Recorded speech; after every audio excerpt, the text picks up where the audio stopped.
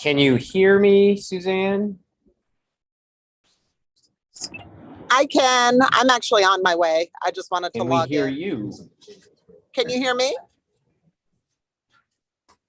Hello, hello. Can you hear me? What did I do last time? Hold on, I can't hear you. Did I recall this? Duncan, can you call back again?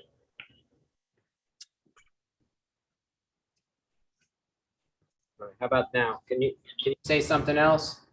Yep, I'm on my way. I just Okay, perfect. logged in. Gotcha. All right, but we can hear you, so that's good. Yes. Perfect. We'll see you soon. Go mute Okay. it back.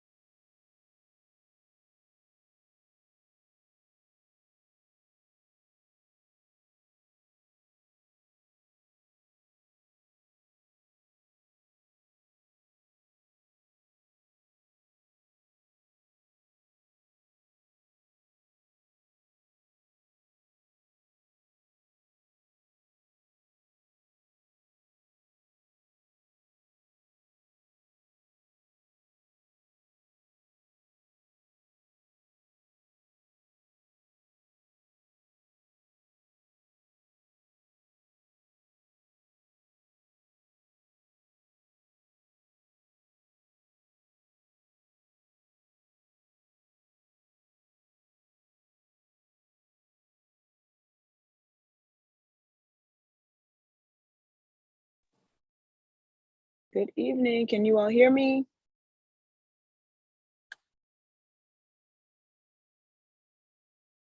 We hear you.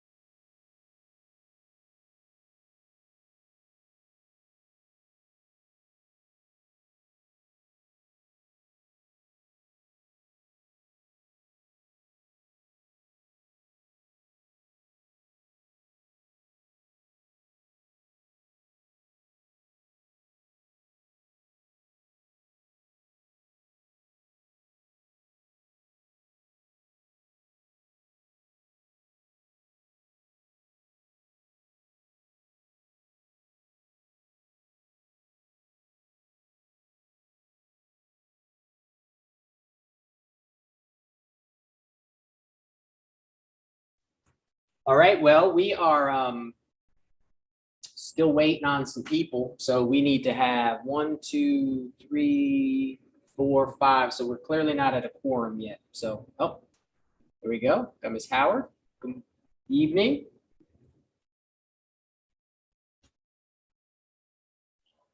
Good evening. And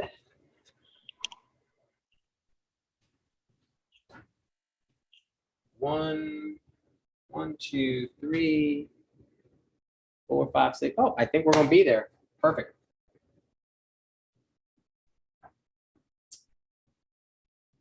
Perfect, perfect. Hello, hello. Beautiful night. Which is why I thought I was gonna be late. I was like, the traffic should be awful. It's so easy to navigate around here. There's never any traffic. So easy to get both across I-20. Oh, gosh. City, Traffic gods are good to me. I only literally work 10 minutes from here. that could take 35 minutes. City planning was not very well thought out when they built all this and We didn't plan for so many people to move to that. Who are these people? Where they come?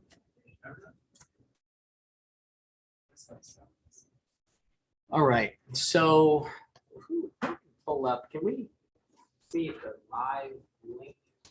Who remembers that? How do we find that? Want to make sure it's live. It should be. It says it's live, right? Doesn't it say that? Hello, everybody.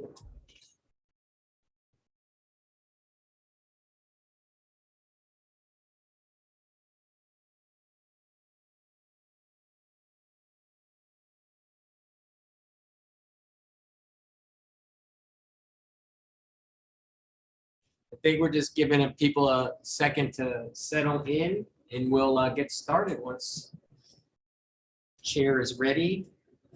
And so take a breather. We're good. I'm going to mute it until then though, okay?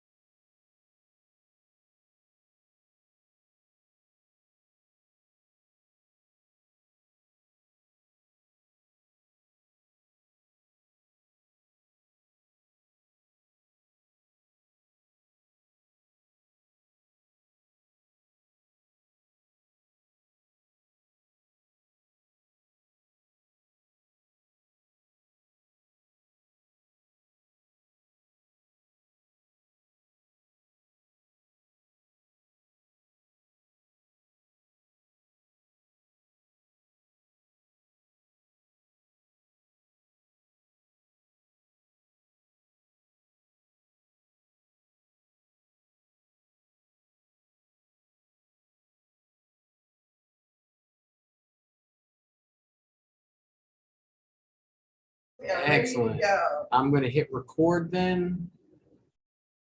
And away we go.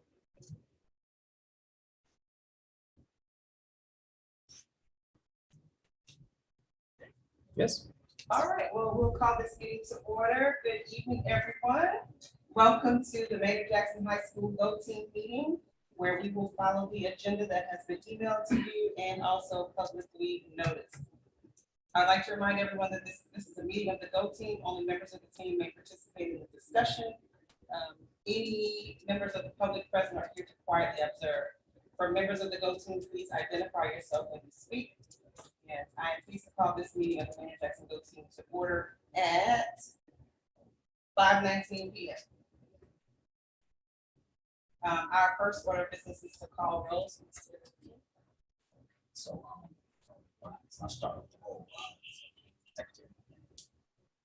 Plaintiff last chair. Louis Carty.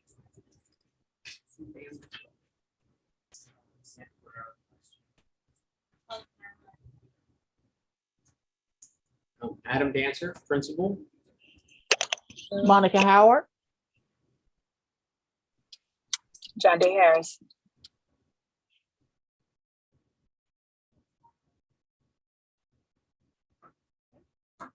Thank you, everyone. Determine if we have quorum present. The answer is yes. So forward. The first item of business would be to approve our agenda for this evening. There are comments. Sorry.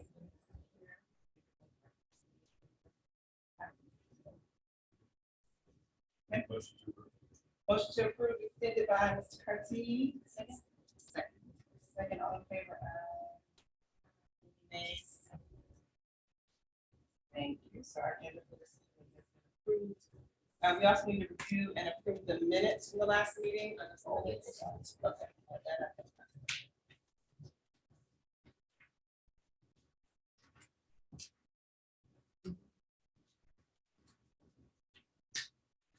Is there any way, Louis, on the live feed? I don't see anybody here for public comment, or don't see anything on chat, so there's no way for them to comment on the live stream, right? So The minutes have been provided for you. Just take a minute to review it and let us know if there's any corrections. This is the version.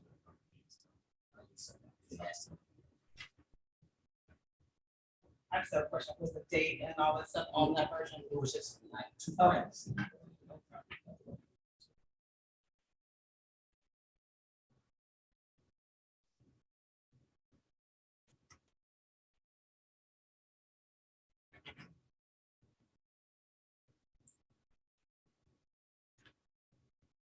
Corrections or revisions?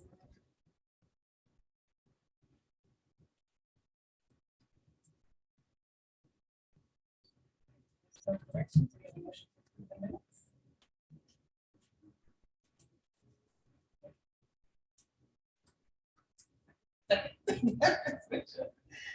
All in favor?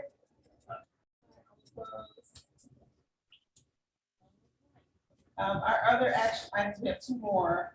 So we're going to discuss any updates to the strategic plan and then rank the strategic plan priorities. So one of our go-to challenges is to meet and discuss. What we did was we did a Google Doc and gave the go-to members an opportunity to provide feedback in that Google Doc about the strategic priorities for the school. I can share them, or you make a comment if you want to share. Feel free.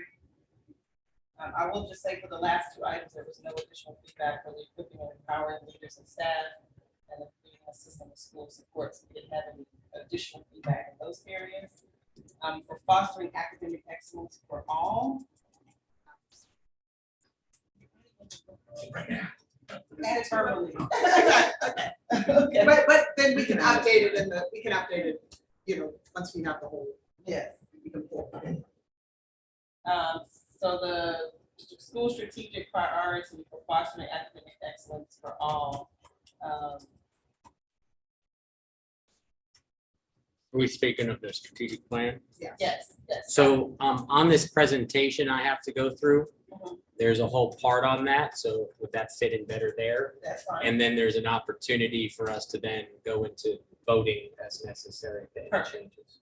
Okay, well, we'll wait till then. Does that work? Yeah. All right, cool. So then we can just move on to the discussion items, which is. That's the answer, sure.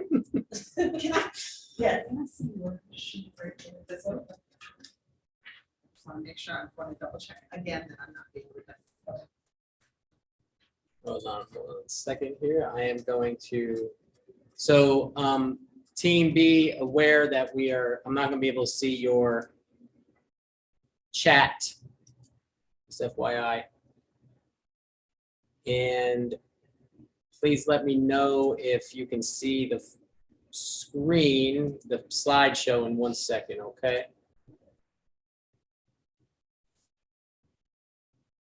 Can you see the slideshow? Yes, we Yes. see. All right, perfect. Thank you.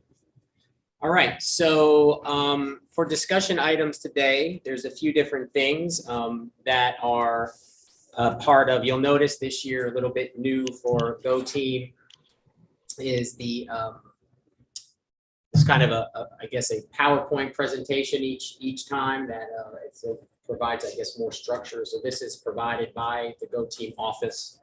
So I'm just going to go through it as it is listed here. So 45-day check-in, that is referencing our 45-day check-in to our CIP, which I reviewed with you last time. So based on our year-long CIP. So these are some questions to consider as I kind of go through a couple things. If you have any questions, you feel free to bring them up. Based on our year-long SIP plan, what are the actions that the school has already completed and what data supports the completion of an action step and success criteria? Now, I will say that in many ways, I reviewed a lot of this not that long ago because our meeting wasn't that long ago. Got another person. All right. So I don't have that much new to add here. So I'll just go through as a quick reminder, the literacy, numeracy goals. We have our American literature milestone goal, our milestone goal for algebra, the reduction of suspension from 1.22 to 1.10. By the end of 2022-23, the percentage of students who will graduate in 4 years will increase from 89.8 to at least 90. And then this particular goal, which is a little bit, I don't know, it's not complete because it's hard to narrow that down because I don't have a number in which to compare it to. However, what I did get approval for, and we were going to probably do during our next quarterly review, is to look specifically at IB assessments and maybe see what percentage of IB assessments we change. So we're going to try to get more specific there as I talk to that plan, but that's not on this quarterly review. Ultimately, when we look at our literacy goal, by the end of 2022-23, we will increase the number of students scoring proficient and above on the American Lit milestone by 3%. We're really in progress on everything. So nothing has been completed because this is really the work of the year.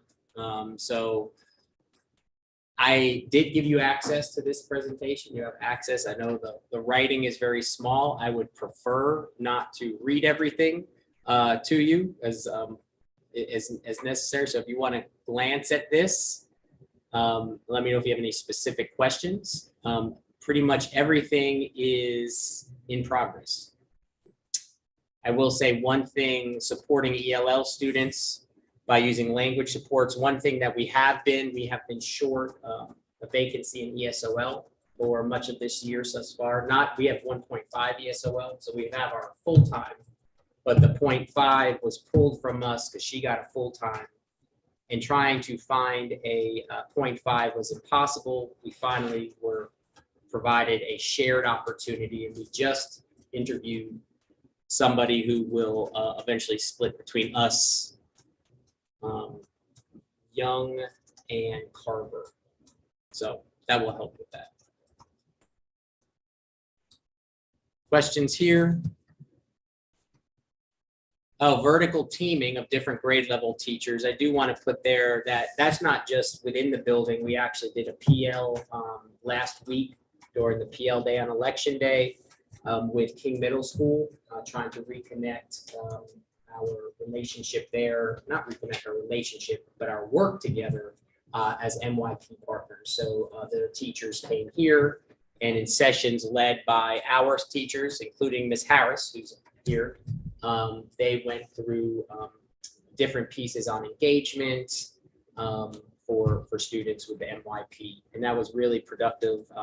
King had teams that were doing it, so they were middle and high school level. We did a whole half day, and I thought it was very productive for sure.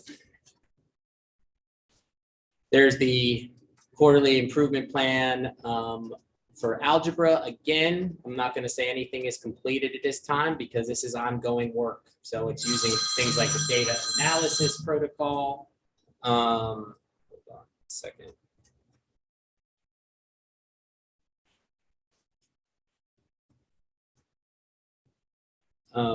Analysis protocol, which basically is about going through the data to see where we are now, what we need to do next steps to reach our next steps, and kind of what we need to make so. So it's like the now next need protocol that we utilize.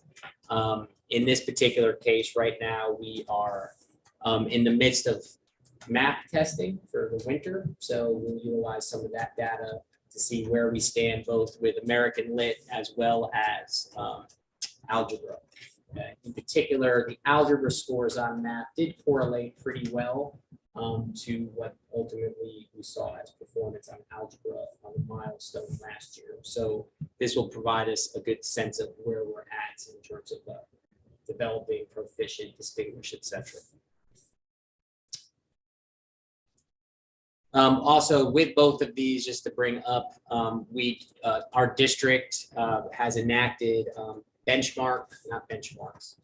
common assessments, common unit assessments. So in certain subjects, there's unit tests that are being taken that were designed, and all schools in the district are utilizing them. This is the first time in several years that we've had that. We've had common like benchmarks, but these are more like designed as unit tests. So that data is out there as well. That's part of what we use in the data analysis. And then for the suspension rate, one of the big things that is completed is our caseload list. I have one of our CELTs here who helped create the list with caseloads. What our goal is trying to have consistency with our case managers from 9th grade through 12th grade to develop relationships when that's possible. Special ed also happens to be that one area where there's high turnover year to year. And so sometimes we have some new teachers who come in, and clearly that doesn't allow for that continuity. But what that does allow, and why that's important related to discipline, as well as academics, but discipline in particular, is because we certainly do see higher numbers when we compare to the number that we actually have in the building of suspension rate is higher in our students with disabilities. And again, as I shared last time, the bulk of our suspensions, out of school suspensions in particular, are coming from more physical offenses, violent offenses, and drugs. And so this, when we look at this does help kind of create relationships and partnerships. So I don't know where we stand with how that's impacting us yet, but we're trying. Restorative circles, we brought in a restorative practices coach. All right, Jaguars, time now is 5:33. Jaguar Learning Lab and tutorials are officially over for today. Please make your way to the front of the building to exit. The buses will be leaving momentarily. Please have a bus pass if you're riding the bus. Thank you. Well, Jaguar Learning Lab just started. We finally got the transportation thing settled. So the buses started, and they'll run most of second semester too. But it took a little longer, about a month longer than normal, but we got it going, which is good.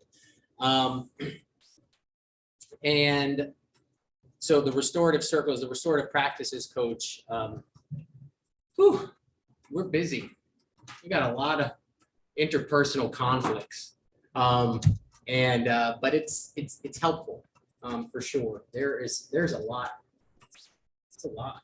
I'm not going to lie, but it's, I think, helpful in trying to deal with a lot of issues that maybe in years past would have been more disciplinary, trying to resolve them in a more productive, kind of restorative way. And even when we also have events that disrupt from our environment, what are those students going to do to put back in what they took out of the community? That, I think, is a work in progress, the actual restoration, the restorative part of it, in terms of putting back in after taking out. It's building that understanding and accountability, students being comfortable to do something and getting parents on board. But the rest of this kind of restorative circles, the discussions, that is a common all day, every day activity. And I'm happy we have it here at Maynard Jackson. I think most high schools should have it because it's needed for sure. So any questions there? This is a very long presentation, by the way, not because I wanted it to be, but because that's just the nature of what they asked. So. Please tell me about the technology concerns. Yeah. What are those concerns? Oh, so, well, one of the technology concerns was related to, I know where it is here. Yes, so the common unit assessments. So this is, I mentioned it's a new platform or a new initiative this year. So there were some issues logging into the platform in which those unit assessments were given. Like, we don't have our choice on what platform to use. They're on a platform. There were some login challenges, and trying to work through those, created some barriers for our teachers trying to administer them. And so we generally have those worked out. That was most common in ELA, where they use this very specific called My Perspectives, a platform for that. And then in the other subject areas, we utilize a thing called Phoenix, which again, it's just like a platform in which you can put assessments. But several of the disciplines are looking to move to formative, which is also something we use here at school already, which is a much better platform, we believe, and we're encouraging the district to maybe consider that. Students know how to use formative generally. I don't know if you do, but you probably do, you just don't know what it's called, like by its name. Formative, but it also gives us data differently than Phoenix, like subgroup data. That's important for us. That's something we lack in these unit assessments right now. And that subgroup performance is so critical. I'll touch on briefly when I get the principal's report about what CCRPI, because tomorrow is like a release date for CCRPI information. So I'll touch on that. But that subgroup performance is really critical this year for next year's CCRPI. Any other question? I do. I have a question just about, and I've heard a number of parents chattering about it. The district has been, in terms of, you were talking about assessments and testing, and this is really specific to in class. And when we see more of this, they're creating tests. I know at least in math that they're providing to the students, and seeing in some classes to be out of alignment with actually what students are being taught in class. And so those, and I'm not sure how many subjects that's occurring in. How is that being, because that obviously affects outcomes as well. Sure. Do you have any thought about that, or what, or? Yeah, no, I mean, it's Seems to be a disconnect. so, you know, pacing is always a part of teaching. But generally, and this is the first year in a while that there is a common assessment that all students in the district of a certain class. So it's not every course. It's right now, I think it's algebra, geometry, maybe algebra 2, US history, maybe world history, but I'm not sure about that, and a couple others in all of the subject areas. Without a doubt, there are some, and then we are provided a window in which those are supposed to be done within the district, okay? And it's aligned with the pacing. The challenge that is certainly in existence, and we are communicating about that district-wide with the school's office, is that sometimes we, sometimes those calendars don't take into account other things that are happening at the school, or things like the PSAT day, or all the math testing where we have to, you know, spend 2 hours back-to-back weeks taking the math tests, homecoming activities like pep rallies, you know, those types of things. And so that does create a bit of a barrier. Additionally, some of the questions in some of the subjects, the questions when the teachers are really getting, this is the first time they've really had a chance to look at them, are questioning some of the questions, you know, and the wording of the questions. And so what we've requested, and I know what the content people at the district level are going to put out there, is an opportunity, some type of platform for teachers to share those concerns about certain questions, certain tests, so that they can be looked at. Because these are not tests that we create. We don't have any power over them whatsoever. However, and also trying to figure out, not wanting to penalize students if the teacher's concerned of a certain question on a test, that's supposed to be used as a unit assessment grade, figuring out also supplementing maybe some other questions that they've used for years. So I think this is a year of trying to bring it all together. So those are the discussions that are happening. So there are lots of discussions. Absolutely. As recently as, I was in the conversation as recently as last Wednesday when I was at the Principal Advisory Council, bringing up some of these. And I had a principal meeting last week and talked to the content leads of all the departments. And this was one of the concerns we brought up. Again, and especially in high school, where you know, and just think what's happening in a few weeks. We now have a virtual asynchronous day, you know, that impacts, you know, timing. Like these are things not built in, so we need a bit more flexibility. So who's creating the test? So they're being, my understanding is they're being created by an outside agency that is contracted by the district. There's accountability for pacing within a classroom as well. That's one piece of it, as well as when the majority of the class that fails that assessment. And then that, or the last, you've got whatever 5 lessons left for that unit and all kinds of things. That's what I'm seeing, and that's going to be. So this is the challenge of teaching. It was the challenge that I was teaching. I taught U.S. history. I can remember like your best laid plans. No matter what, you become crunched. It's part of it is the amount of standards that have to be taught. It's a lot. So I don't see how the people back pick that up. So basically, it's trying to roll back in some of the content or trying to put some of the content into the next unit. But you got to keep moving forward. Well, And that's the challenge. But then in certain subjects, and I'm not the expert, especially like mathematics, there's certain kind of core skills you need to have that if you're struggling with those, it's going to be hard to continue to move forward. that is. But that's also. But different. Sorry, right. Different classes. It is, and this is what's happening though. Honestly, it goes all the way down to kindergarten, right? Kids keep moving up to the next level math, but haven't mastered like basics. And so when by the time we get to here, it's not just the standards that they're struggling with from the particular course, but some have deficiencies that they should have, brought in well before. So it's a challenge, there's no doubt. Well, but, and let me just give you an example, when they are starting a math unit, and the math unit is 1 to 15, and they're starting with 9 to stay on pace, and they don't do 1 through 8, they start at 9. I mean, to me, I know we have to do this, but this seems like a very small part of what is a much bigger issue. When I think about this, because we're setting children up not to learn in that process. So I know you can't resolve that, and I'm not looking for you to resolve that. I just would like it on the record.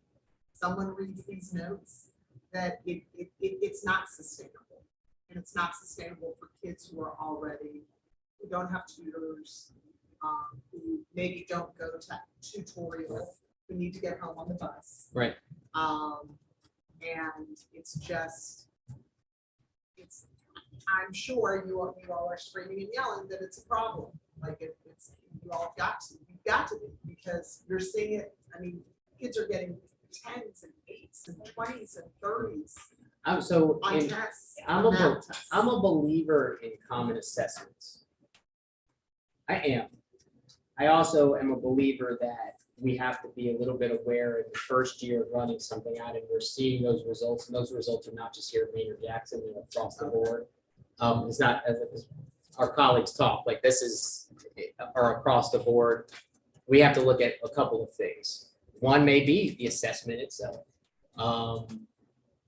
But other things it's related to the instruction, it's related to the amount of testing, because that is one of the things is that there is seemingly a lot right now.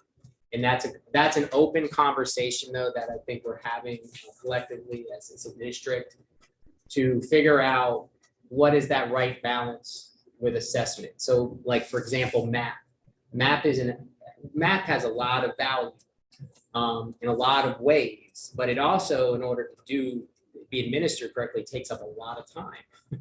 And it's very difficult to do any other, especially since they have to complete it in one session. That's the guidance we have. There's really no other way for us to do it than to test everybody at one time until they're done. That's it. And like today, we didn't finish till 11:05. And so that was basically first period again lost. And it becomes, PSAT, SAT, ACT, all these things that are part of school. So it's a bigger challenge for sure. But I will say with all the testing, we are having open conversations to make sure that these are assessments that are fair. There's an avenue to look at them if there are questions that perhaps are not good, if they're being answered incorrectly across the district at high levels, like maybe we got to look at the question too.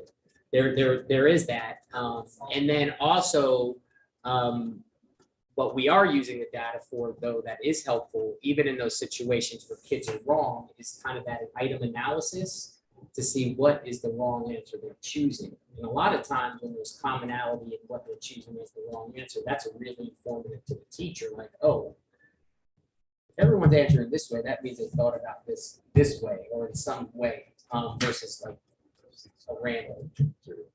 What's that? I think it's just like a code. Yeah, so it's a, Beautiful.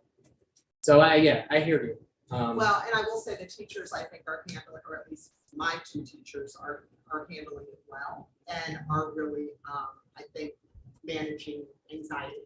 Because, there are students who want to perform well, and when they're not, it's stressful. Oh, yeah. So, Oh, yeah, especially if you, and that's ultimately, we'll see how it plays out over time. But what we're trying not to do is have a unit assessment. Like we're wanting the teachers to say, we understand this is new. Like we need to provide opportunities. If they don't demonstrate mastery, like how can we provide an opportunity to improve? So, yeah, that's where we're at. So it's a lot. There's a lot of tests. If there's issues, I always welcome you to bring them forth. And because there certainly are. Challenges. So I'm trying to see the next thing. Oh, fall ACEs presentation. So what this is, ACEs presentation is twice a year. The principals have to get in front of the superintendent and her, what do they call it? Her immediate people, like her cabinet, thank you, Dr. Duncan, her cabinet, as well as members of the expanded cabinet. So those are like your content cores, safety and security, facilities, and we're provided with a presentation where we have to present and then we're peppered with questions. And so we had ours at the end of October. And so one of the things we're supposed to share with the Go team is that presentation. It's, again, multiple slides. I'm not going to do the presentation as is, but if you have questions, let me know. So I keep forgetting it's this. I'm going to narrow that. So these slides, again, are not created. Well, I fill them in, but they're guided by the district. This is just a opening kind of piece about where we stand. I think the one thing I want to point out here is that next year, 23-24, is our official self-study year for our MYP, DP, and CP program. So we have gotten permission by the IB to combine all of our reauthorizations into one, which makes sense. One of them was supposed to be this coming year, but we merged them to be in line with MYP. So that's good for us. And with the official reauthorization visit in fall of 2024, although I will say in correspondence that I've received from the IB, and obviously we're lucky to have Dr. King here, they're wanting to meet with us at some point to also kind of, what they're encouraging the new reauthorization is to be more focused on the needs of the school versus like meeting certain standards, compliance standards that are the same everywhere. It's to be more responsive to the needs of the individual school and the community in which it serves. And so that's good. We don't have all of our focus there, but our two big areas of focus for IB is related to our strategic plan. So I think that's important. Culture and environment. This is language from the IB, but diversity, equity, and inclusion, and then teaching and learning, professional learning, and collaborative planning. And this is what guided like our IB professional learning session that we just did. here. So if you have any questions, I've already gone through all the demographic data many times. Yeah. Mhm. When you say culture and environment, diversity, equity, and inclusion.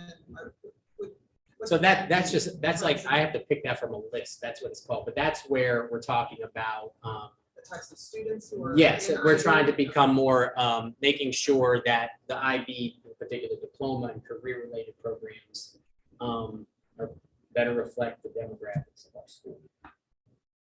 And are not just a scene for one set of students. What is a personalized learning? Okay, so one of the eight, I was hoping to get away with that one.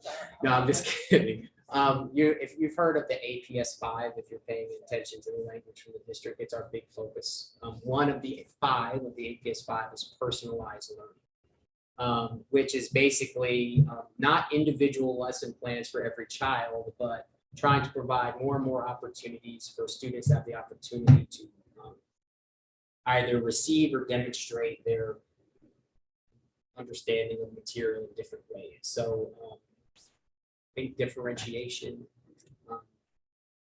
think how can I, beyond just a traditional test or a paper, demonstrate that I understand these concepts in the American history. So it's personalized learning. And our district is partnered with a group. And last year, we were part of the personalized learning the first cohort. So we volunteered to be a part of it. We did it on a trial basis with algebra and biology. And so that's all that's referred to. Over the next 3 years, every school will be part of this PL that is being provided to all of the schools. So we were wave 1. So we're in year 2 of that. And year 2 is now trying to expand it beyond just biology and algebra. The way that I try to inform the teachers, because what I get worried about, and I've been very vocal, not vocal, I speak to this. I worry about that reality that many teachers in particular feel of, oh, just another thing, right? We've all been, if you've been teaching any period of time, you've gone through many cycles of different kind of initiatives.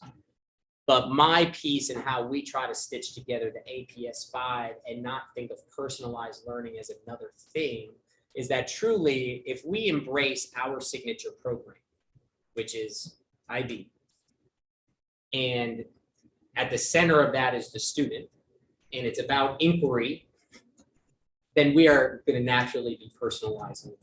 If we can get good at the framework of the IB, better at it, then we will automatically be personalizing learning in the way in which we're being taught by ed elements. It's just that the language ed elements and personalized learning may be slightly different, but they're saying the same thing.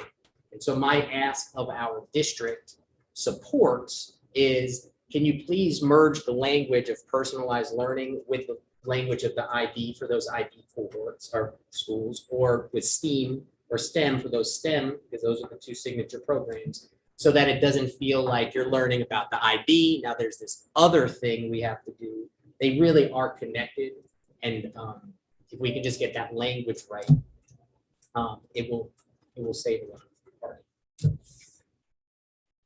All right, next slide. I'm not going to go through every slide. If you have questions, this is about this is from, you can see the dates because I did this a few weeks ago.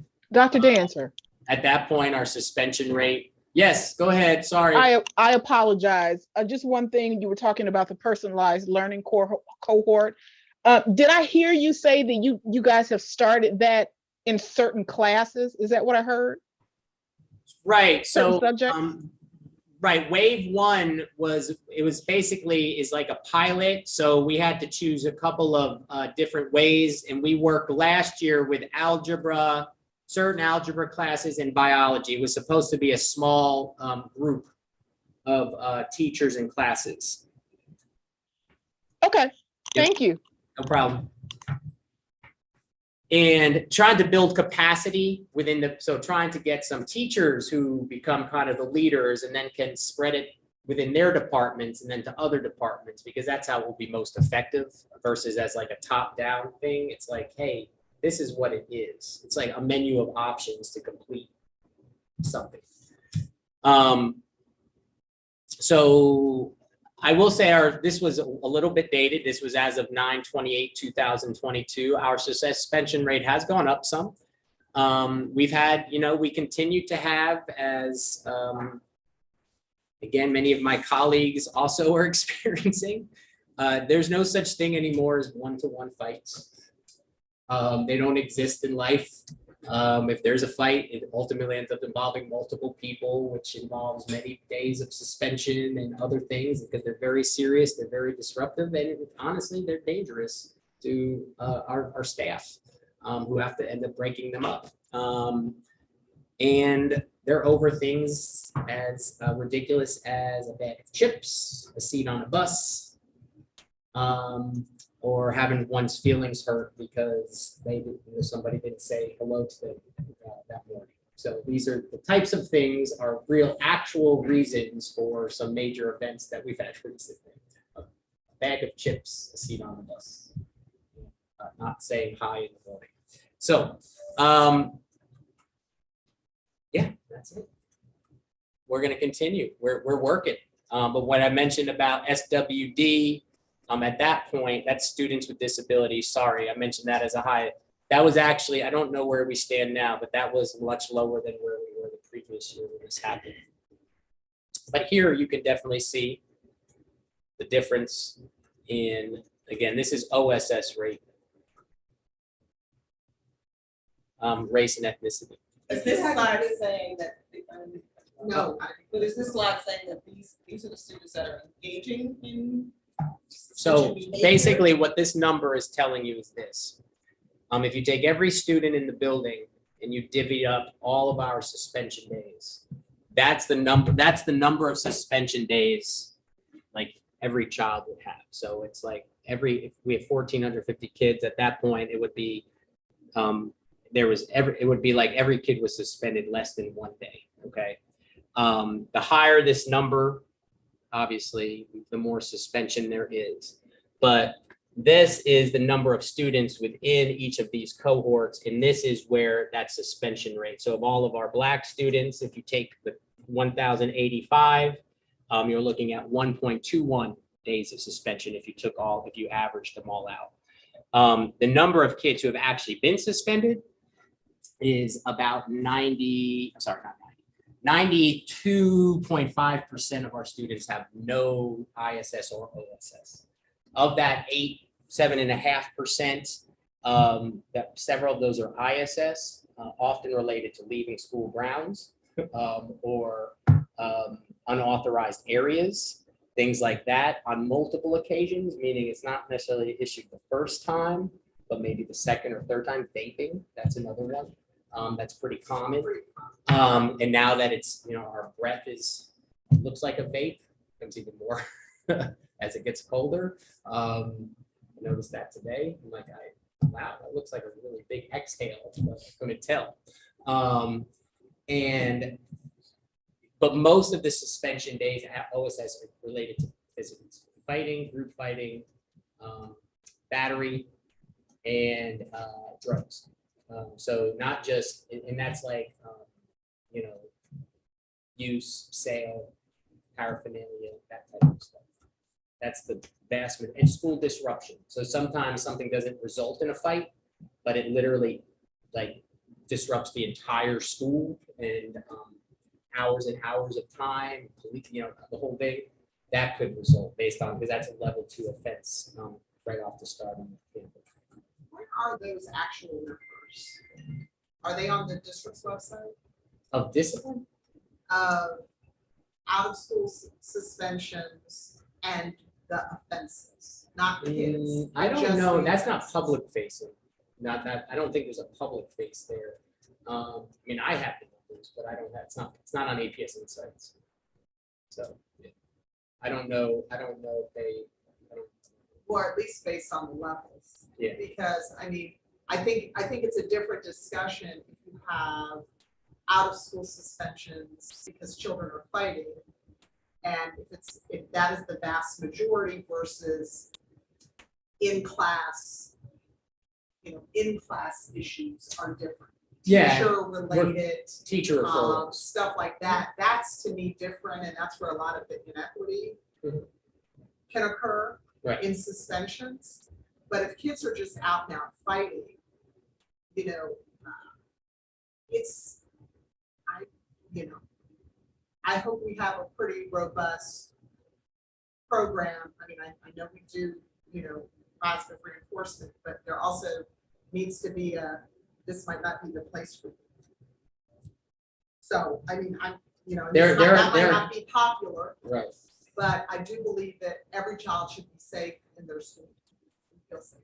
I think that was the question I was asking about, is this line saying these are the number or whatever, or directly related to the number of children in those groups that are engaged in suspension-worthy behavior, not that it actually resulted in a suspension. So what I'll say is this, this year I have not had, Dr. Duncan, I think I'm accurate. I don't think there's been one white child involved in a physical altercation. I don't think none, zero. That's it. One Hispanic child, that's it. Every other person involved in a fight, there's been multiple, have fallen in the black zone. It's also for like No, drugs is a little different. That's where that 0.09, but mostly, yes, it's a little bit different. And for things like vapes and things, we generally utilize things like, we don't go right to OSS. We actually try to talk to the student, we confiscate, we call the parent, unless it's because it's hard to tell what's in the vape. Is it just tobacco, flavored tobacco, or is it actual like marijuana? It's hard to tell. We don't have a way to test it. So we try to utilize kind of more start at a level 1 there. But for most cases, egregious insubordination, and I say egregious, I mean like repetitive, repeated, like just non-compliance, that could eventually lead there, but we try to generally do that through other means other than suspension. It's more repetitive. Generally, a teacher referral doesn't go to this. We've had some issues with students. I hate to go down this line, but I mean, it's our kids. So our kids are our kids. Like it is like being given directions and kids making very disrespectful, but honestly threatening statements towards staff. Like there's a line and our lines get crossed a lot. And those types of things are the things that's where the suspension will come. And I am happy to, for the next Go Team meeting, if you make note, what I can do is provide kind of breakdown of that data from the standpoint of, what are the most common offenses and the offenses. I just need to I need the time to go through that to make sure I'm not putting anything out there can be identifiable to a student. But that's where we're at. And then mostly it's these group situations. Okay, so I have a question. Yes. Because I'm looking at the information here as well. And so I look at the number and I don't know if there's some kind of protocol in place already, but I'm wondering when it comes to suspension, that's not the question I'm trying to ask. When it comes to suspension, is there any kind of protocol that leads to mental health assistance versus suspension? So, because I guess what I'm trying to ask is, okay, so we've got suspension, we've got ISS and we've got OSS, but at what point is there a mental health intervention to find out why we are having specific issues with these children? So we do have mental health service. You hopefully saw the newsletter I sent out about the Hazel Health that's coming, and we're trying to get people signed. That's new, so that hasn't really been in play much. Where we can do if parents sign up and agree to it, mental health support remotely here at the school through a provider that's not here. That's what is it? Why am I forgetting? Broadcast over the computer. But we do partner with Family Ties the challenge there, if I'm being honest, is that it's not an immediate thing. So for students, so after, and sometimes with some of these fights, especially with multiple people, there's a safety component there. We've got to remove the situation. We've got to make sure we've thoroughly investigated and gotten all of the tentacles, because there are many tentacles oftentimes involved in this. And then we try to bring the parent back and have discussion, conversation. We ask all of the kids who are involved in these, meet with our either restorative practices coach or one of our professional school counselors who are not therapists, but as a guidance, or the social worker, or could be the graduation coach. So we provide that support. If we notice many of these circumstances are literally related to, many of them are social media based. So we try to get to the bottom of that. And then if there's repetitive nature, or if the nature of that particular altercation or fight, we'll try to get, if family ties counseling is something that they need. But there is a little bit of resistance from some families to sign up for it. So if they don't sign up for it, there's not much we can do. So some repetitive people, who, despite us offering it, don't return the paperwork, the signatures, and those providers won't support that child until they have those documents. So it's a great question, and absolutely, I look forward to Hazel Health really picking up, getting off the ground, both for the physical and mental health, but it will only be as effective as the number of parents who opt into those services. Okay, and I know you got to move on, but one further question. You said that there is some resistance with the parents. Do we know what that resistance is based in? Have we asked questions to find out why? Well, generally, so I can't speak. Well, I've had some, this is just anecdotal. I've had some conversations with parents. Sometimes it's just not really, they don't think their child needs that support. Sometimes it's, oh, they're already getting that support somewhere else. Sometimes it's not trusting the support. I would have to defer more to my social worker and probably the professional school counselors, who are often the ones having that conversation more. So I'd have to defer more to them. But the similar things that I just shared are the similar things that they'll tell me, is that, you know, it's been offered, but they maybe have utilized support in the past and it hasn't worked. It just varies, but there's certainly, and again, a lot of our kids are getting support mental health wise that are not necessarily fighting. So we have a lot of people getting support for other things as well. But yeah, so that's where I'm at right now. I don't have the specific, but those are a couple of the reasons I've been given. Thank you. Okay, no problem. Yeah, we could go down this for a while. And the key is, and this is, you know, I'm transparent. I sent something out last week to families, specifically saying, like, hey, most of our kids are not involved most of our kids don't have a referral. I think it's like 84% have no referral. Most of the kids, well, 82%, but some of those with referrals, over half of them, it's really over things like cutting class, leaving school grounds to go to Chick-fil-A. It's not the violent type stuff, drug offenses, that type of thing. And then there's a small component. And within that smaller component, there are definitely repeat offenders. And that's the group we're trying to work with and figure out. That's a daily basis. But that's not uncommon. It's been like that as long as we've been doing school, for sure. This is data on course failures. Ultimately, all I want you to take from this is this. This average daily attendance is what this says here, ADA. So if you're at school, okay, and this is number of course failures, and mind you, this data is as of not 9/1. This was a little after that I pulled this data. So more mid-semester. Kids who are at school are more likely to be passing all of their classes than kids who are not at school. A lot of these kids who are below 86% are also include our class avoiders. It's not just kids just not coming to school at all. It's those who are involved in some cutting of school and or class.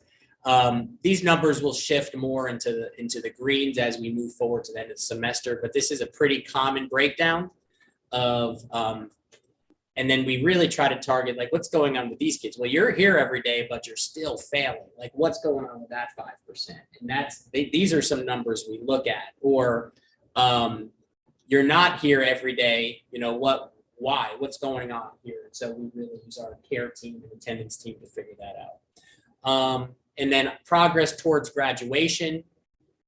So these are the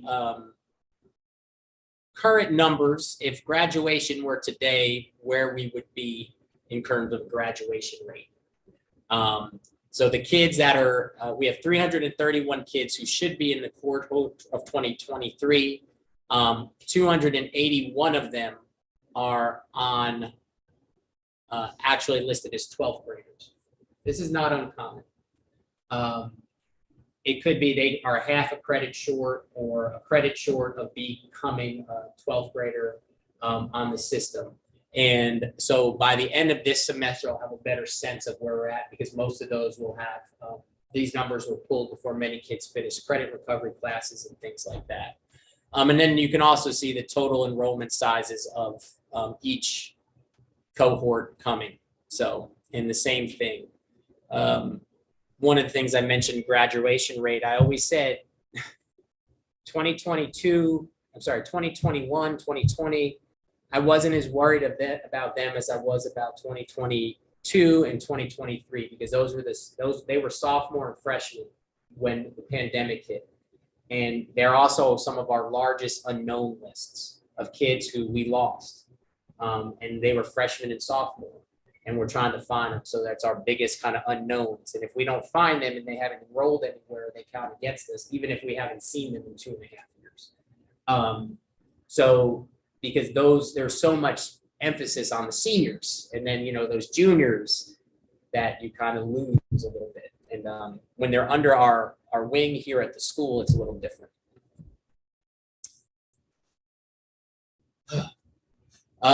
There's a lot here. I'm not going to go through all of it, but this is related to our SIP. So I already went through this actually with you. That's good. This is all out there if you have questions. And then the appendix. Support that I asked for, just to give you a sense, was human power. So district personnel trying to figure out specific things that they could do come to the school to support us. Versus, there's different things that come down, like I mentioned with the benchmarks or the unit assessments. How can our teachers have an outlet to provide feedback for an assessment so they feel heard? These are the types of things I'm requesting. Facilities, safety, and security. This was related to just some different safety and security, as I've been very vocal about. I believe we have a need here to look at certain aspects of our campus that have to be tightened up. We're talking in particular outside campus with some strategic fencing. I do not believe we are in a time and day and age where our rooftop should be 24-hour, 7-day-a-week accessible during school. I just don't think there should be a fence that can be unlocked for events and things, but I think it is scary and dangerous that anybody can go up there at any time. And we just live in that society. Similarly to Glenwood, having some type of way in which that funnels the traffic, including pedestrian traffic. It's not even so much for like trespassers. I worry about our kids getting hit crossing the street on Glenwood. I'm fearful of it every day after school that somebody's gonna get hit crossing where cars can't see out of those trees. So those are the types of things. And then, yeah, so those are the things I brought up. And then what I brought up something, facilities. This was related to the arts. I mentioned about the speakers. I did bring up in this meeting that I believe that this is also an equity issue that I believe our district should, just like they've put funding using SPLOST into field houses and things, that our schools need better sound systems in our auditoriums. They are outdated, and what they are doing is they are impacting our kids directly because they put in all this time practicing, and then on performance days in every single time. In almost every event I go to in any place in the APS, in most places, there's an issue with the mics, they're cracking, they're not working. And we can be better than that. And so that was a request that I put in for us to consider. That's a resource that I don't think we can afford at the school level because it's a lot, but if we are supporting the arts programs, we need that support. So I did raise that, and that was received well. And so hopefully that will give us some traction, not immediate, but I mentioned this, what was the event that we were experiencing all the cracking? It was the Poptober. Yeah. Poptober and the chorus, the show choir. They worked so hard and then the mics were, it's like, Two things, just real quick. Mhm. Is the garden still working? Keep that working. the garden. Okay, and then is there a district plan to improve like the internet connectivity? Last technology question earlier. Same that walls are just. So, yeah, it's a good question. So they just came in and they replaced all of those routers throughout the whole building. So allegedly we're supposed to have widespread great service. There is a transition, however, I think some of it is maybe not that, it's the actual provider. And we're transitioning to we've been using an iMac lab or something for years, right? And that's like going away, and that system has created some problems recently. It's been a little slower, we've noticed. So that we just reported that as recently as yesterday. We keep being assured that our signal and everything should be as strong as it's stronger than everywhere, better coverage. But yeah, so.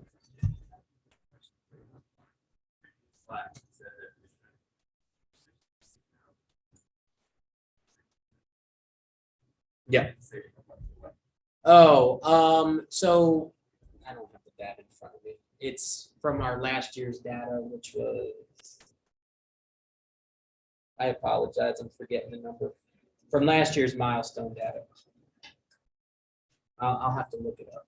I don't have that specific number in front of me. So a proficiency, it's not great to great. Oh, wait a minute. I have it. I take that back. Here you go. From 27% to 30%. So this was last year's proficiency in all of the subjects. And I did this last meeting, if you remember.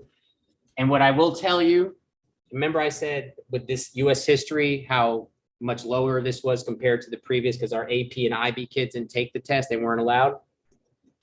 I do know, I can't share the data, but we did get credit on CCRPI for those grades as they got credited by their course grade, and that's certainly calculated in, and in fact, I think it's our highest content mastery area after that's calculated in. So not here. Oh, yes. Yes. I think you did that. I think, yeah, I you did. showed that Yeah, I to had us it a last couple time. meetings ago. It's in, if you It's look, in the- Yeah. if you look in the Go Team folder on Google, last time's presentation is in there. I'm pretty sure I had it embedded in there. Race, students with disability, everything. And then this was this map from the, so, all right. There's, like I said, there's a lot. We haven't even gotten to where we're at. So,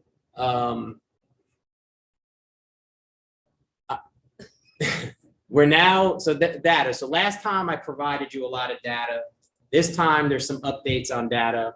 I know you all met a little bit, and remember the next key things that are coming up is the budget. So in January, we have the budget meeting. I have a budget meeting in January. Then our first meeting in 2023 is about the budget.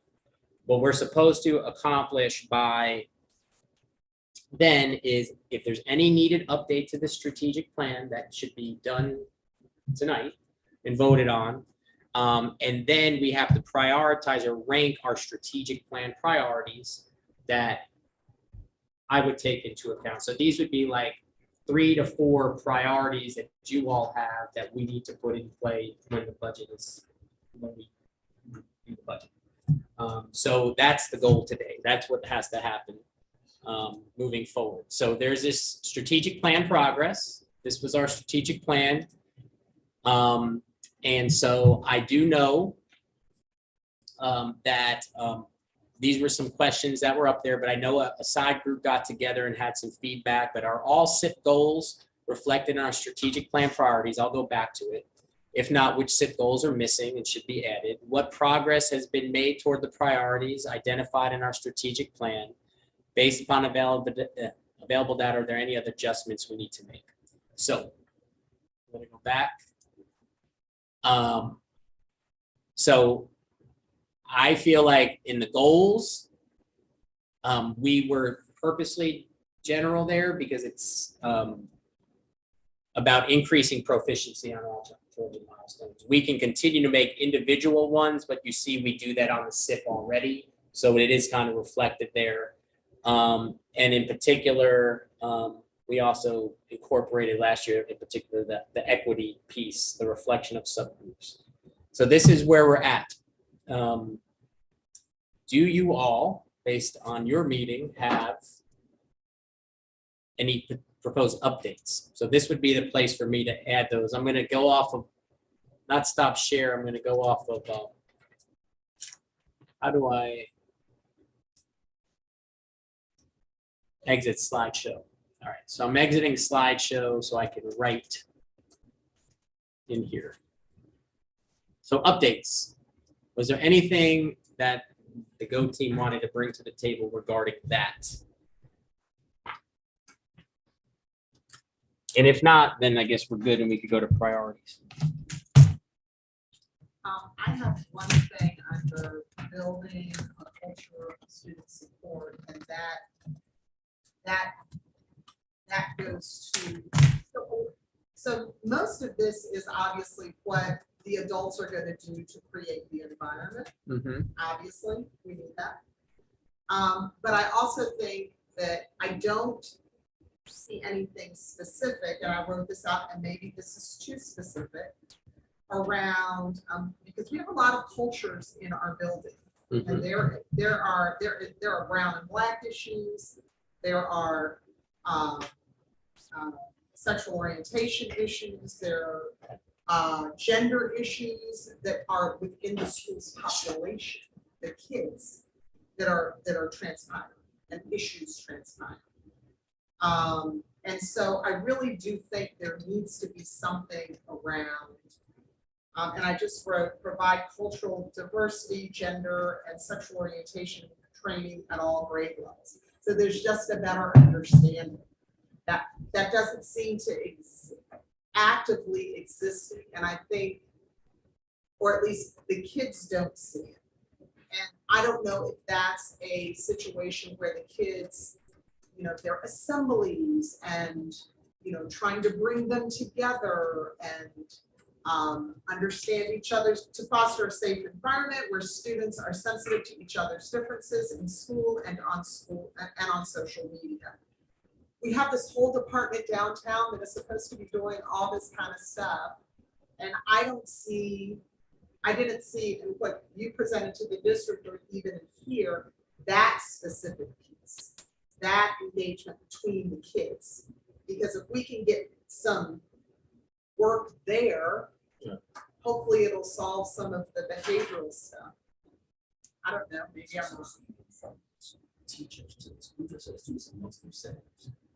Peer-to-peer facilitating and engagement around cultural diversity, gender. There's a lot of boy-girl stuff happening. There's a lot of sexual stuff going on that you don't necessarily hear about, but kids see it and hear it all day long in the halls, but adults might not see it. And so there's just, what's a boy's role, what's a girl's role, just all of that soft stuff that kids deal with. So is that under a strategy that? So I think when we talked about this somewhat last year, I think we update, this was one that I believe we updated. Build a healthy school culture and climate for students, staff, parents, that promotes action and involvement in the school and community while incorporating programs such as SEL, PBS, CAS, and No Place for Hate. And I think one of the areas that a strategy that we added there, so this is again, go team, kind of school leadership team, was improving the personal, social, and counseling support to meet the individual social, emotional, and physical needs of all students. And that was, I think, designed to be a catch-all of many of those things that you talked about. And then, of course, there's that social, emotional SEL into instruction. I think that's what you're speaking of, but if we need to reword it in some way, I mean, I'm open. Maybe not reword it, maybe make it a priority. Okay.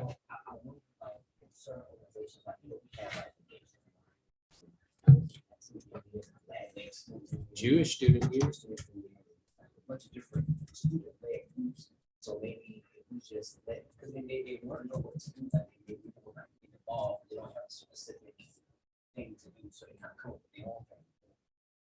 Somebody would say, hey, this issue, maybe you all help address it. You know, so I'll be part of it. We're gonna search through that samples and everything, have students kind of mentoring the earlier students, so they feel prepared when they come in, and also working with tutoring team. So we're kind of reaching back farther, but it's a student-led. Yes, and that's what I wrote, that utilizing students and student organization to lead the efforts. Because I really do think, I mean, I know there was recently an assembly during the advisory, I think it might have been for each grade, I know it was for the sophomores had one. And so, you know, but we also have adults downtown who are supposed to be doing this equity stuff. And so I guess my question is, how can we get them in the building working with kids with strategies that are actually, you know, like we go to corporate events where they're team building strategies and equity and inclusion. Like, how are we not feeding this to the kids? Right. Because we do have a brown and black issue. There are brown and black issues within the school where things are being said about kids and to kids within even those communities. Yes, no, like calling kids Latino slurs. I know it on multiple occasions now. It's been brought to my attention that it's happening multiple times by African-American children to Latino children. So, and I'm sure it's the other way around too. And so there's just a lot, and these kids have a lot on them. So if we're talking about, you know, I don't necessarily want to get into mental health, but just the health of the community. Who is evaluating the health of the student body and how they're engaging? So to me, I think that is a huge, for me, that's probably, other than learning, is one of my number one priorities. Because if we can do some work there, at least at the grade levels, maybe things can settle a little bit. So just to give you a sense of last year, our three priorities or our ranked priorities of importance were this here about creating an educational professional environment, and then these two. Actually, both of these were in there. And I think that was what I utilized to justify like the restorative practices coach and considering that. That was part of that. I will say that one of what I hear you saying, and I don't know if it needs to be reflected here or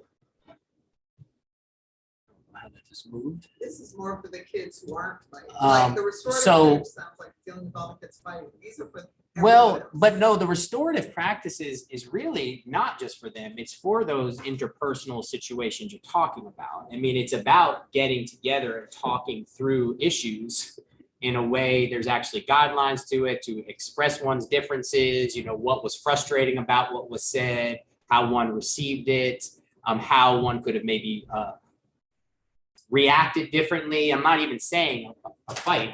Most of our kids have disagreements that never get physical. That's very common. I mean, teenagers. But one of the ways in which I heard a couple of things, I heard that, and then I also heard about kind of empowering and getting the students to help build the culture. So one of the things I can say, and I had to move, I got called into a meeting and I had to cancel it or postpone it. I'm meeting with the SGA on Monday. We come back from Thanksgiving. And I am then going to meet with the heads of, no, it's the SGA. I asked the SGA to bring the head, whoever they're from, the Black Student Union, Jewish Student Union, Latinx Student Union, GSA, to the table. And my push to them is this. What I want to see them accomplish is one kind of collective event of whether it's an initiative, kind of to really embrace the fact that we are no place for hate school. Okay, we're PBIS school. Like it shouldn't be just incumbent on us as the adults to lead the charge on things like, hey, if we keep hearing that most of the issues we have in Maynard Jackson is because kids aren't where they're supposed to be when they're supposed to be there. What do we need to do to encourage that? And I need the student voice there. I need the student voice, like I put in the letter, to say, if people walked away from the mess, the people involved in the mess will look around and be like, oh, I don't have an audience. Like, what am I doing? Like, that's literally what this is, part showmanship of what we're dealing with. And I know this from a fact that sometimes there'll be an argument in the hall. That's just an argument. You've witnessed this many times. And then like, it'll be a little bit disruptive. Then the administrator comes up and you would think that like somebody had just gotten like stabbed or physically hurt because like anger and the noise just escalates out of nowhere. And it's like, I should have just never come because like literally this just became a show and then it draws people in. So what I'm trying to hear from the kids and the leaders is what can we do? What is something that you can do? I have some ideas, but I want them to truly kind of embrace this. Like, what do they think will work? Is it a campaign on TikTok, social media? Are we working towards something? Like, what is it? Is it getting on? Is it having students volunteer to be, student monitors at certain point, like old school, like kind of safety, hall, what do they call it? Hall monitors, but like student base, earning that, just it's snitches, right? But see, this is honestly what I believe is the next step for us. So I want some student-led pieces because the next step for the school is not continued leadership from the adults. We need students to lead in a positive way and not just getting interest in things when it's the royal court at homecomings. So our charge is to add, slightly modify, right? Or we don't have to modify anything. Oh, This does not have to be modified at all. Got it. It's whatever, if it is, it has to be approved tonight, and then it's rank prioritizing the priorities and choosing basically 3 to 4 that are like you guys are saying. When we look at the budget in January, we want to make sure that these things are very specifically laid out in the budget. So in this wording, I'll ask that to everybody, in the current wording of I'm gonna say specifically the blue box, strategic priorities. I'll go back. Do you feel like that blue box in strategic priorities says what we're saying, that we want to empower our students and give voice to their identities? Is that what that is saying? Sorry. Or do we feel like we need to add that in there? Do you feel like what we're saying is inherently built in your strategy you already have? Or do we need to add the language empowerment voice? Yes. I think that's what you said you're coming. Yeah, I think that's, the students have a place in this as well, particularly at the high school level. It's not just the adults. So is it, you're not feeling especially the student-driven part? There's no student-driven part, and I am willing to stand down in the interest of time if in the priority, it gets woven in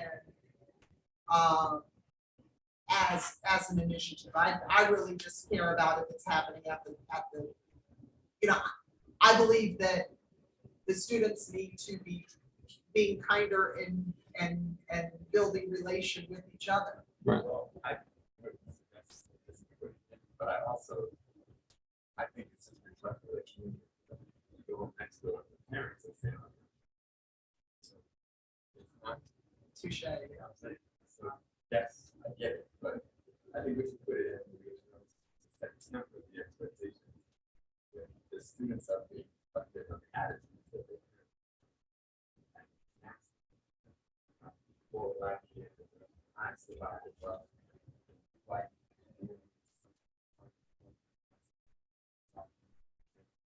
so, you know, it's just all one.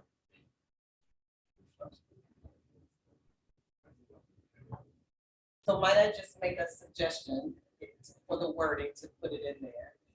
So it doesn't derail us and keeps us on track. On the second one where it says build a healthy school culture. Gonna be just slight wording. So when we get to the line that says involvement in school and community while incorporating programs. Can you read it to build? I. It's already there. Right, but I, Oh, I'm sorry, I wasn't looking. Build a healthy school culture and climate for students. Staff and parents that promotes action and involvement. I can't copy and paste it because it's like a Okay. screenshot In the school and community. that builds a building. In the school and community. While incorporating programs. My suggestion says that while incorporating school programs that amplify the student voice. Perfect. You have such as Well, that amplify the student, that amplify and empower, involve, empower, involve. amplifies and empowers.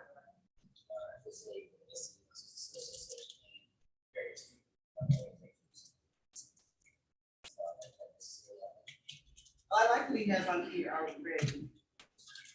It says while incorporating programs Such as, such as SEL.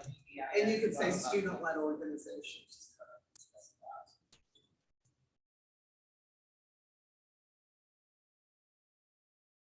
I think that makes sense. It adds in the notion that we want them to be engaged in this process. While just because I can't see it, while incorporating. Oh, no, sorry, such as, Okay, sorry, such as. oh, Perfect. Yeah. The class powers before one. Okay. I heard student organizations.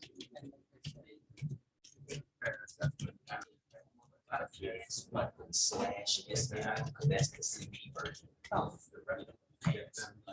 Can't slash itself, service learn that way. Slash what? It's AIS. everybody.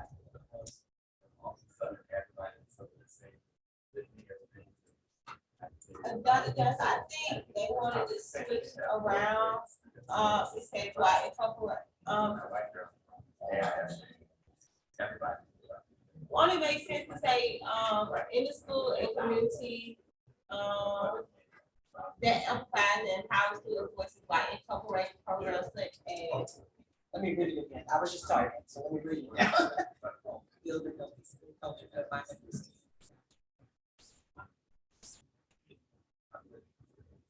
Yes, I think that amplifies should come first. Yeah. That amplifies and empowers. Your voice. That's sort of.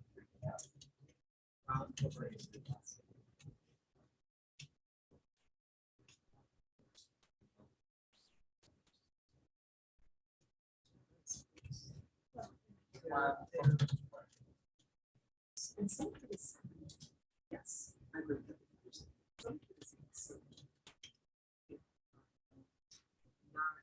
Six forty. Yeah. Next. Just two other comments. Oh, sorry, is that there was some, when we met virtually through a Google Doc, is language about entrepreneurship and fine arts somewhere in those priorities. We talked about that a few meetings ago, but just somewhere in that word, in those two things, maybe.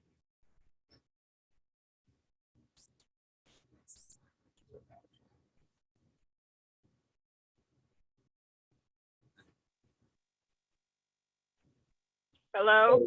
You said tech, what is it, fine arts and what? I think it was probably like one L, maybe put it leverage that IBCB to it. Well, so this one here, we wouldn't touch and go team. Yeah.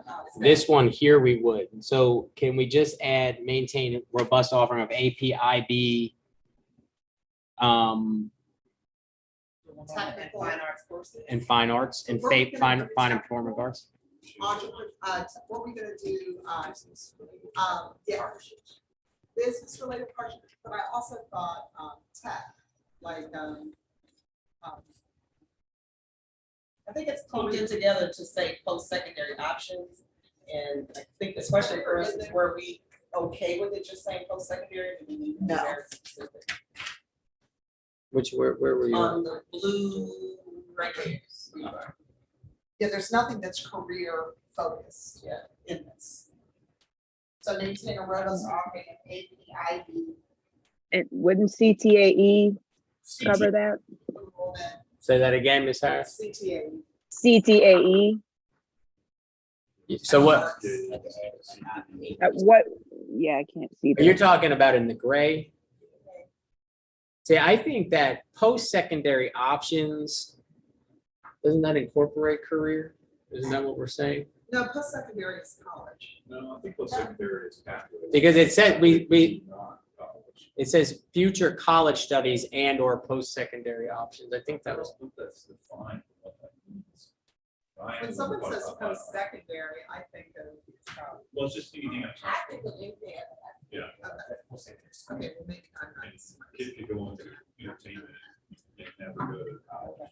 As long as, I guess I'm okay with it being that way, as long as like your strategies are recognizing that there's. but what I heard though is, are you saying that for in the gray, let's take what we said about the technology, because I think it's related and maybe it's reflected. If we're making a change and we want to vote on a change, might as well maintain a robust offering of AP, IB, dual enrollment, fine and performing arts, and CTAE courses, that is reflective. Is that what we're looking at? So add specifically add in fine and performing arts and CTAE. That works. Does the CTAE, is that where you guys are adding in the entrepreneurship? Is that what that is? Yeah, so entrepreneurship, so with CTAEs are pathways. So we offer an entrepreneurship class. We don't really have the space nor kind of the flexibility right now to do like an entrepreneurship pathway. Is that clumped into the post-secondary option? But that's post-secondary options, yeah. Okay, and hear that? Particularly. Say that again. Should I hear that? The reason I brought that up, okay, there she is. The reason I brought that up, because I understood that there was a class, but I wanted to, and I don't know if this is even the right forum to bring this up, but I wanted to make sure there was more than just a class, that our kids have an opportunity to actually learn and understand and really get a sense of what that means, entrepreneurship from the beginning, in a way that they are able to create that opportunity for themselves while they're in high school and not having to wait until post-secondary. I just want it to be something that is a viable option for these kids. Okay, comments? I'm okay with the wording on the one for post-secondary options. But I think I just need to make sure that the strategies that you employ get on entrepreneurship. So what I'm Yeah, I don't think hearing, we can put it in because we don't have a pathway that supports that. but what I hear, I think the one thing, and certainly, I do agree that one of the areas that we can get better, but it's hard because it's a shared position, so that's not buy-in, it's shared between multiple, is like our work-based learning program, which is supposed to be tied into the CTAE pathways or the pathway of the student. It also has to, and then there's the new personal finance class, a requirement that our students have to do. So I'm wondering how it can be woven in there. But I hear you on the entrepreneurship thing. So what let me go back to where I think that can really, if you go down to creating a system of school and support, in this color down here, it's building systems and resources to support college and career excitement and exposure. One of the areas that we definitely need is to find maybe a program that can really support like our entrepreneurship classes and even work more with our FBLA and programs like that, which I think bring in some of those particular thoughts. Okay, I hear you, and I really wasn't sure where to kind of fit that, but okay, I see it and I understand. All right. So what we have then, and I guess someone's gonna have to make a motion. So there's two changes. Really, it's language changes. One is to building, and I'm not gonna do it now, but I will copy and paste this exact language into this document for once approved. Yep.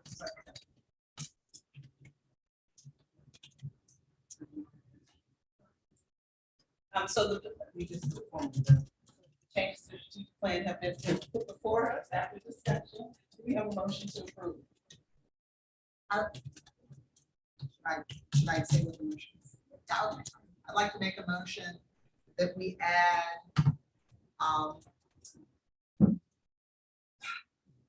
let's say that we add, I'm gonna do that next door to him. Hold on. Jesus, it's like a.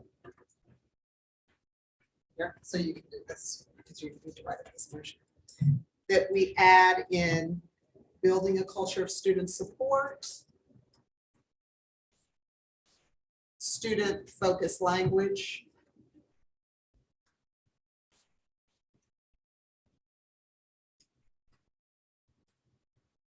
and in fostering academic excellence, the addition of the CTAE, and fine and performing arts pathways.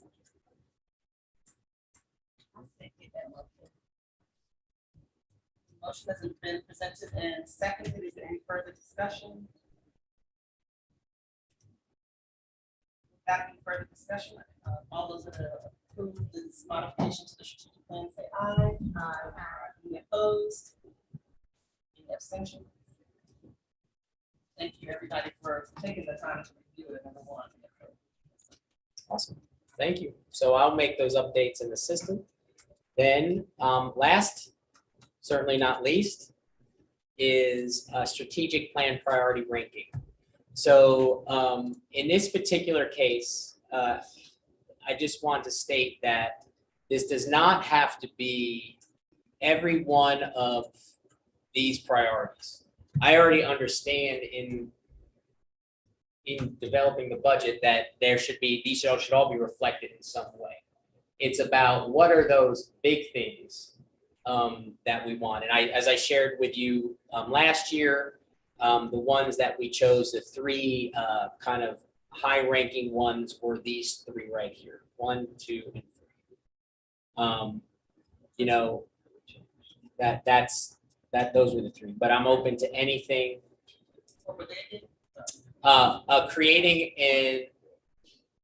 Creating an educational professional environment promoting high quality teaching, which provides well-defined, cultivating a counseling and support system, which focuses on college and career, and empower students to maximize, and then building a healthy school culture, the one that we just updated.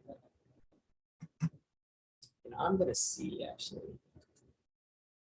So I'm open to whatever you all, I'll punch it in. I'm gonna see if I can get there's the strategic plan, so I can actually just like, oh, it's a PDF.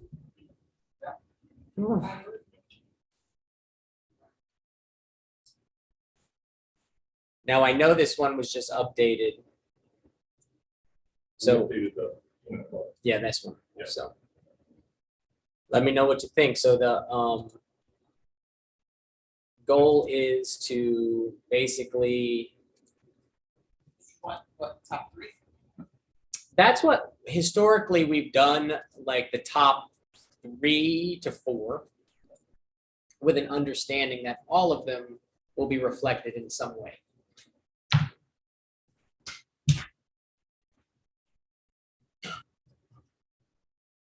I was saying to Suzanne, I think on that top line, so actually we'll take that third one. If we take that third one, because you do maintain a robust, et cetera, out the third. Yeah. Create an education professional. Yeah, I think that should be there. Yeah, that's one. You couldn't maintain a robust. But what were the 3 from last year? You know, you remember? Yep. That one. These 3.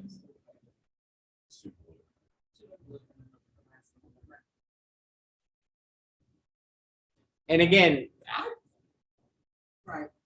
I feel, not to throw one direction here. The other group that I'm particularly worried about are teachers. And day in and day out.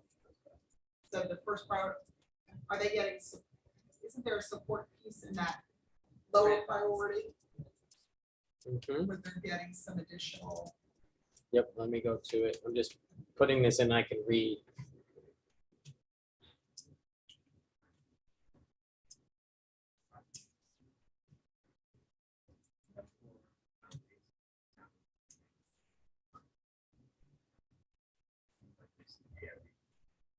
Yeah, and maybe it's right. And well, but then maybe instead of making the tweak to the strategic plan, just making the realigning budget priorities. Because budget priorities, we should just, So as the need arises from year to year. is it, Everybody have their 3? is this the one you're thinking of here?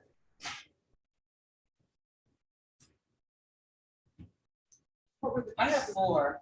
Because I'm really concerned, and I know you all showed us that you have 4 new teachers, or this is the person, but we had a lot of issues, and I think it's district-wide, I guess, with teacher retention and attracting teachers, and that's really important to me. Is that we want It was like 4 first year. right, yeah.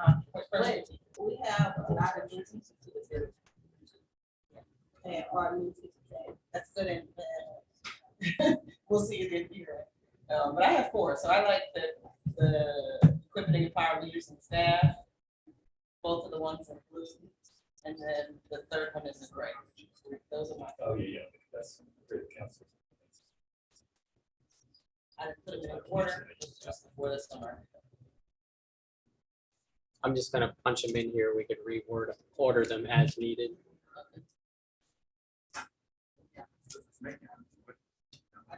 It doesn't need to be, honestly, the ranking of higher order, it's, Okay, just Just put them in there. yeah, just let's. I mean, if you work, if in the budgeting process with me before, if you've gone through it, I don't, think we're- it'll be reflected. What's that? I think they killed that. I think they're, I kept everything the same. You know what, just keep everything the same, yeah, They did because I think they have to do everything. that anyway, right? They have to hire teachers. Yeah, but I think we need to be intentional about it. Well, we are intentional about it. Here's the problem. I'm gonna be honest with you. And I think when we have. I don't, I have very clear, data. And again, some of it I have to make sure I can share, so I'm not gonna share it publicly now. But there's a new dashboard that shows the teacher stuff. I'll tell you our two areas the last few years that have been the toughest to maintain is math and special education. Math and special ed. Those are also the two areas that even when we had known vacancies are the two hardest to find quality candidates for. So like it's truly candidates. And like that is something beyond, so we can get people in here and support them, but like sometimes it's the quality of the candidates and our younger teachers in terms of less, I'm actually talking like actual age younger in this case. You know, it's no longer like it takes 3 to 5 years to get good at teaching, like, and you won't feel it. That's like kind of the old school mentality. Now it's like after 1 or 2, if it's too tough, I'm gonna go do something else. Like that, they're not staying through it. Like we're gonna have a crisis in about 10 years. Because like that 20-some-year-old age, if it's too hard, they're not working through it. So, So we're not asking to change. Yeah, just keep them. these, but are these, did I capture them right? Yeah. Okay. All right. So I will, and like I said, as you'll see in the budget, the other priorities will be reflected there when I show kind of the breakdown of the budgets. Yeah. So they'll be, That's fine. all right. So I guess you need to do another motion.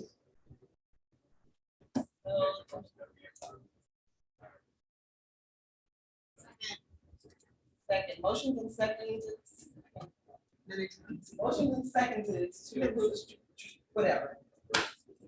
Say rankings. All in Trying favor? to- Aye. Anybody in the chat, if you can oppose or say aye, because we can't see you, sorry. Aye. Aye, Thank you. Any abstentions? Great. All right, so perfect. So, all right, so that's where we're going, is the next time we will, I'll be bringing to the table the preliminary budget numbers.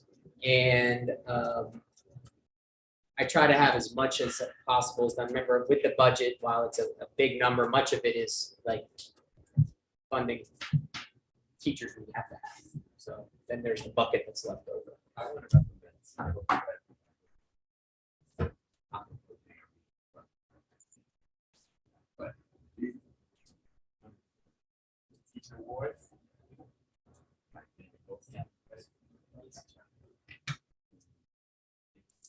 It's basically about the bureaucracy.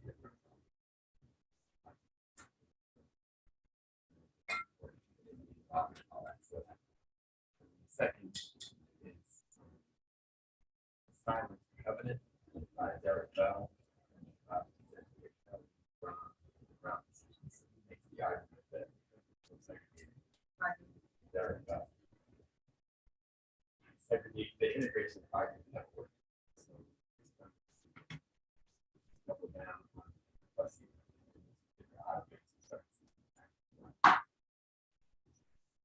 make this whole case. However, I think relative to what we're doing, this is the last aspect.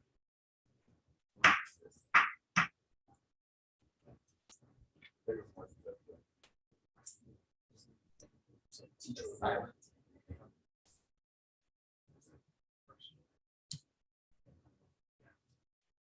No, that's okay. So what was the first one? Teacher wars. Teacher wars. Okay. On the silent post. And who's that by?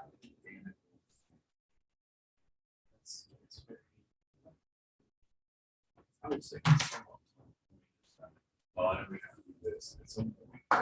Feel like you guys go to what we can affect. It's so far now. Do it, but what are we really doing? Like, how are we moving something forward to actually get success for our students, success in the building? Not necessarily those go to should. We don't have to help me understand better what our next plans are, just so that we can feel like we forget our fat. I'm not saying that that. Yeah, that's a go-to office conversation, but I think they were trying to create something for the Beyond, least yeah. organized. We can move beyond what they want to say, this is what we want to focus on. Yeah, I want to focus on them Specifically. doing their job, not our, the building's great.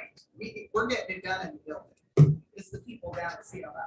Yeah, but I still think Not that we all should pick out a very specific some. things and say, we should focus on this, how are we gonna do this, what are we gonna do, what's that look like? And I don't know if we really do that from a team perspective. Well, we get, with the 7 meetings we have, you know, the next 3 are budget focused and they're lengthy presentations, so it's exhausting. So like those other conversations never happen, yeah. Yeah, so what's the one thing we as good teams want, above being all that, Let's focus on- what is that? Okay. Principal, how do we get there? You know, like That makes sense.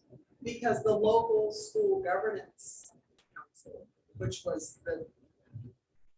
Speak a little louder. They're saying, sorry. The local school governance group they did a little bit of this work, but they did a lot of advocacy well, maybe to that's where I'm support coming and from. help their administrators Yeah. get what they need. Because that's what the LSs did, right? So we Right. did somewhat of this, but we did much more, like, what do we want to focus on? And we did it on a school dependent basis, it did not matter what anybody else wanted to do.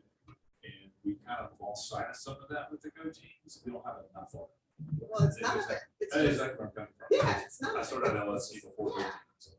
We don't do enough of advocate for what the school wants, how do we get there?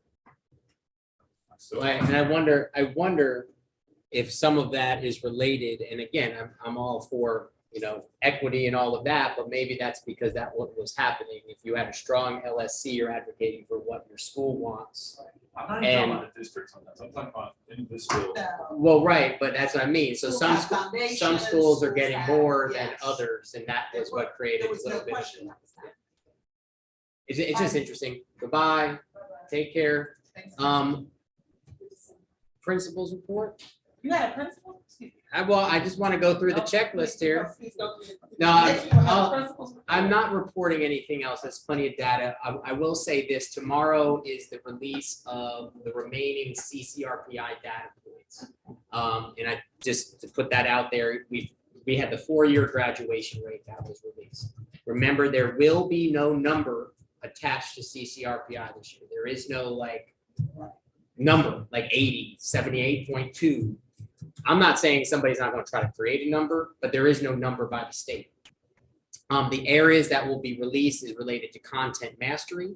There is no progress number nor closing the gaps number. And even in the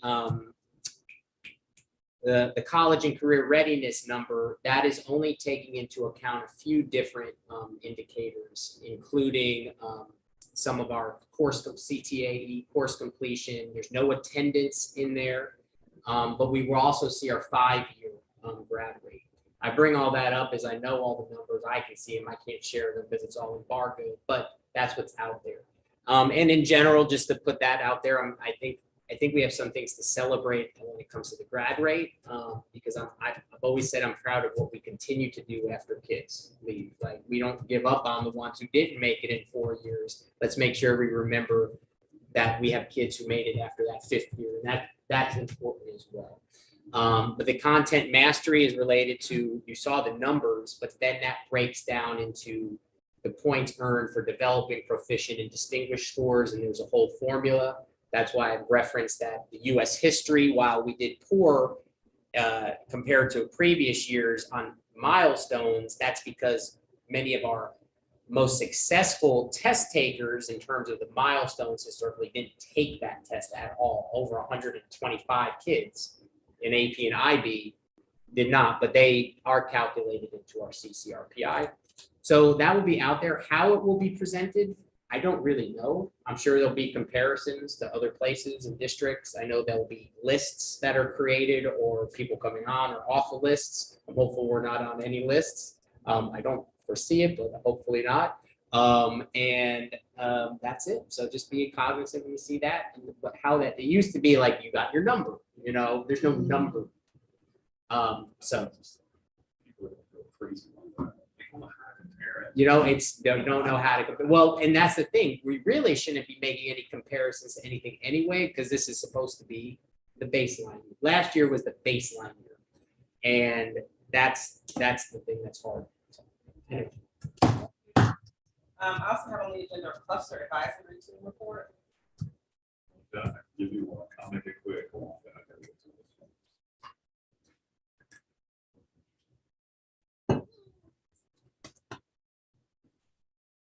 I hope everybody has a great Thanksgiving break. I hope all our educators have a great Thanksgiving break too. We all get some rest. So the cluster advisory team, or the cluster, has been tasked by the district to come up with 2 priorities. These are high-level priorities that can be shared amongst the schools. Everybody can participate in some form or fashion. And the last 2 meetings have been putting these priorities, what they are, and then what are the steps to achieve those. So I'll just tell you what those priorities are. And again, these are high-level things. So the first one is promote and expand Jackson Cluster unity and pride. Number 1. And then there were action steps associated with that, which I can tell you what those were, but there were action steps associated with that. And then the following month, we go through, were we successful with those? If not, what's we do? That was the first priority. The second is be engaged in school, neighborhood, and global communities. And in those, which I thought one of them was pretty cool. One of them was have a huge discussion about community food bank and doing a drive, because that's already happening to the schools, how we do that. That's the culture.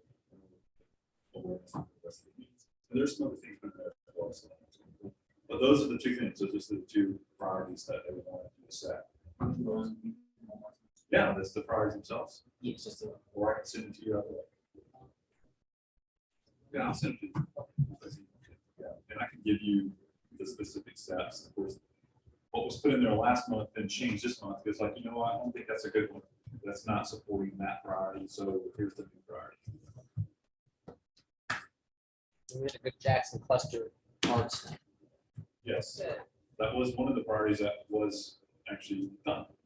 One of the action steps for priority.